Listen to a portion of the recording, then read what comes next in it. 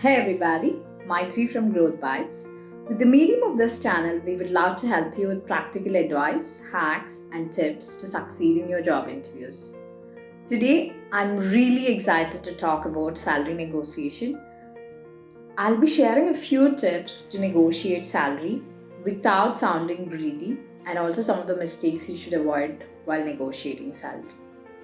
I'm also going to put before you a simple 3-step process which can help you to deal with salary negotiations with much more ease. And definitely, I can assure you, you can land at a better offer if you learn how to negotiate. If I say you can easily make 15% more if you choose to negotiate. Yes, you heard me right. Salary negotiation matters. Let me help you with some research why salary negotiation matters. A recent study from Harvard found that only 57% of men negotiate salary. The shocking part is the report also found that only 7% of women negotiate salary. Only 7%. And I can relate to that, having worked as a recruiter and having negotiated multiple offers. I have come across women who choose not to negotiate. But let me tell you why salary negotiations are important by giving you an example.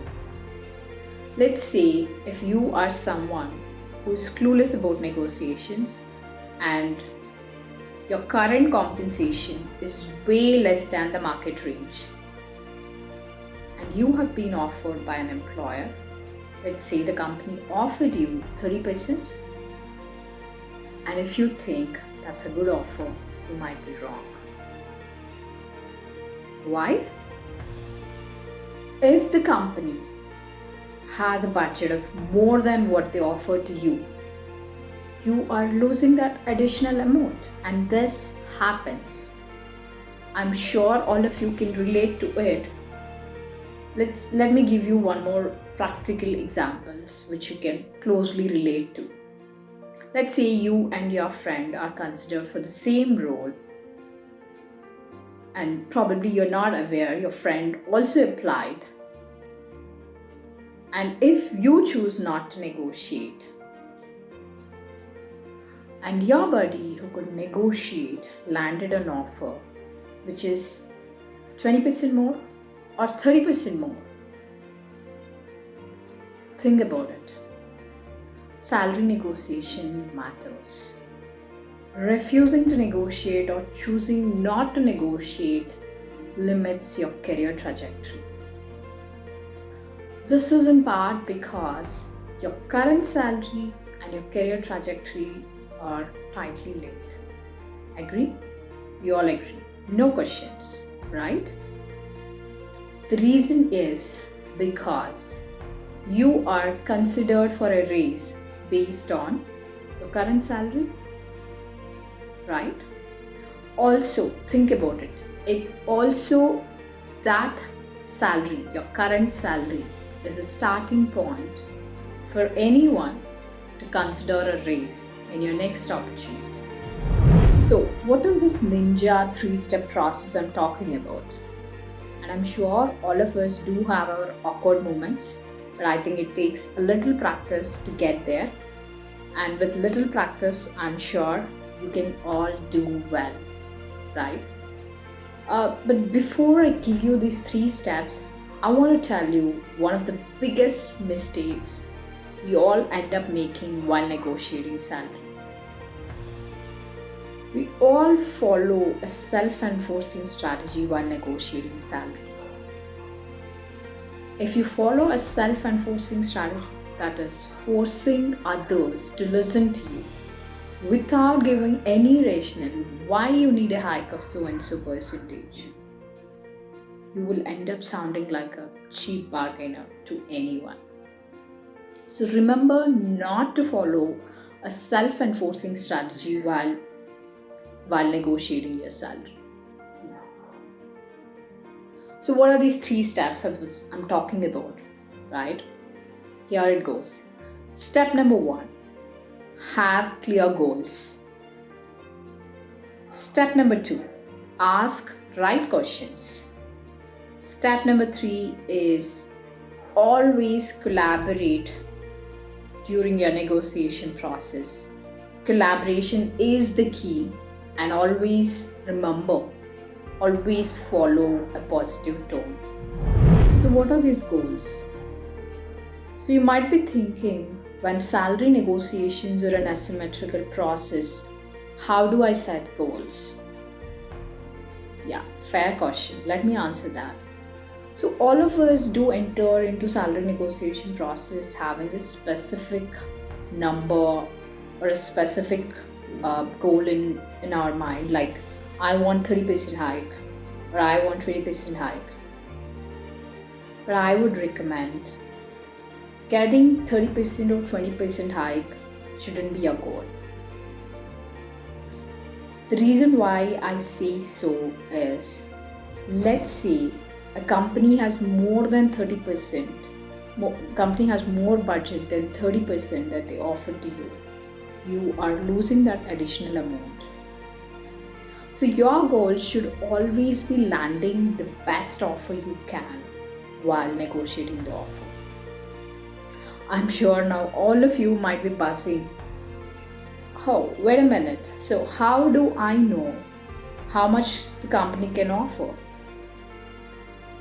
Fair question. Let me answer this.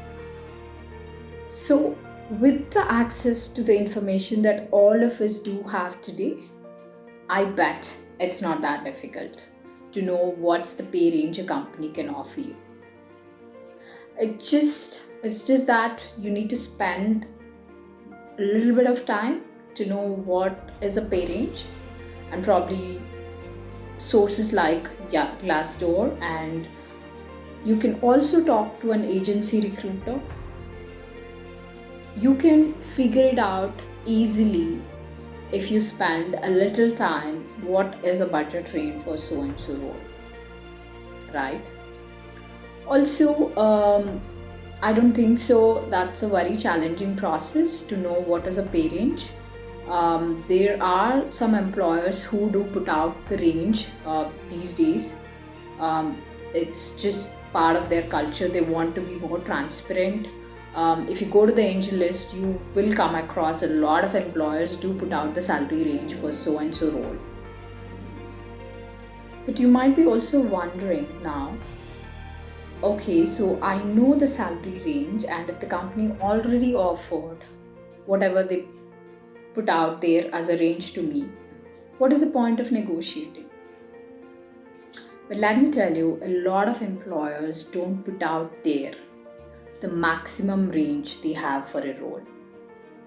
That's true.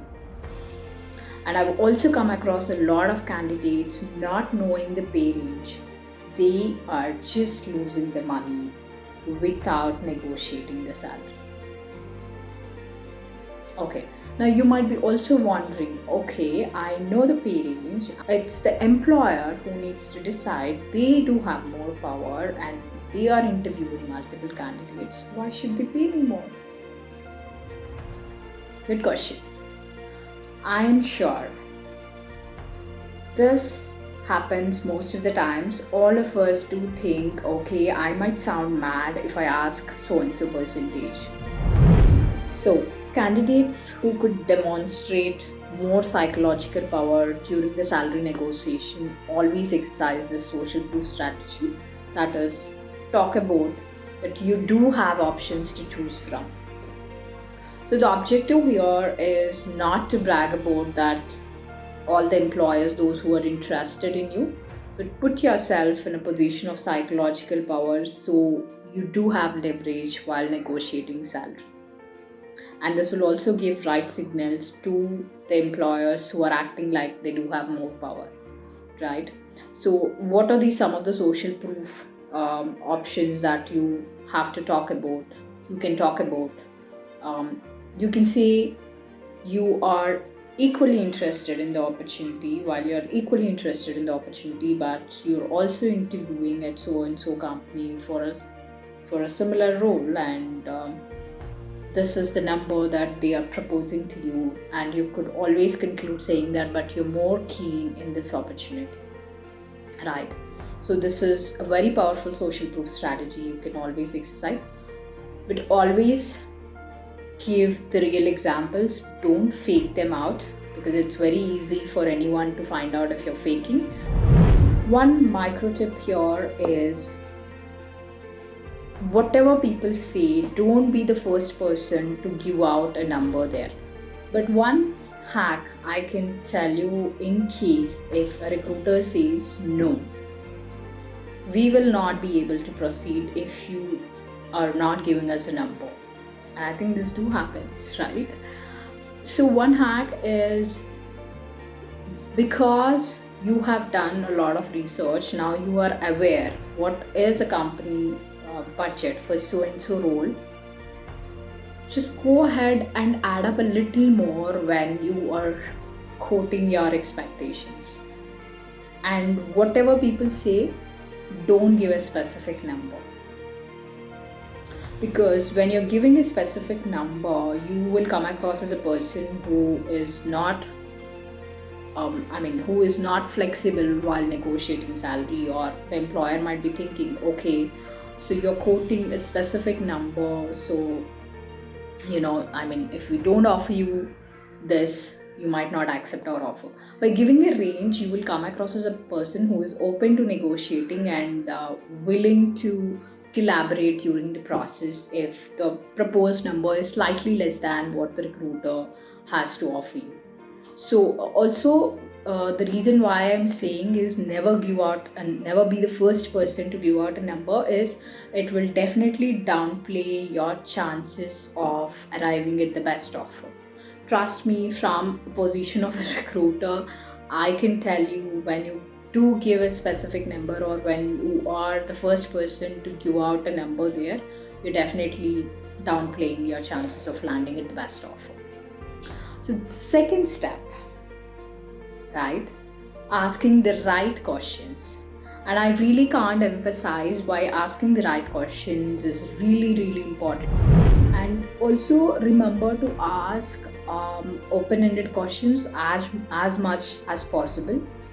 Because when you are uncertain, you don't know, throwing an open-ended question can really help you to understand what is the mindset of the recruiter or the hiring manager that you're negotiating, right? So you can always ask questions like, probably you can ask about, what do we have any flexibility if I am not comfortable with the offer that you propose to me? So always ask open-ended questions, and this can help you to pursue the conversation as well. And the third step, and the most important step, collaboration, is the key to winning a negotiation process. Also, make sure that you follow a positive tone while negotiating. Keep your energy levels up and show the enthusiasm while you're negotiating. Enthusiasm is a magical pill. It will only help you to keep the conversation coming back to you. Trust me. If you are someone who is very enthusiastic about learning about the opportunity, this will also put an impetus on recruiter to come back to you with a slightly more higher offer. So always keep your energy levels high and show the enthusiasm, and be a collaborator during your negotiation process.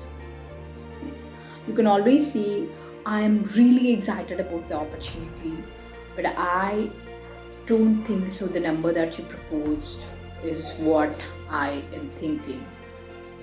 Do we have any flexibility here? Is there any possibility you can do more about this offer? You can always say, I am really interested, I appreciate the time and effort.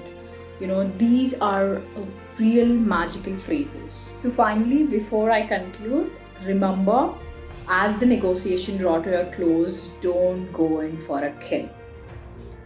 And sometimes the best thing you all can do during a negotiation process is winning collaboration. And always remember to engage the other party at every level. And make sure you are not negotiating from a position of weakness. Never do that. When you do that, you end up again, following a self-enforcing strategy, right? Always make sure the conversation is more about what is the value and the expertise that you bring on, you can offer to the employer, right? Always make sure the conversation is all about them. What is that you can offer to them, right? That's the goal, which is why they can invest back in you, right? So I hope these tips are useful for you today, and if you think there is a value that you see in this video, please do like, subscribe and share. And if you do have any questions, please put them in the comments box. We would love to answer them. In case if you do have any recommendations, please do share. We would love to consider them in our subsequent videos. Thank you for watching.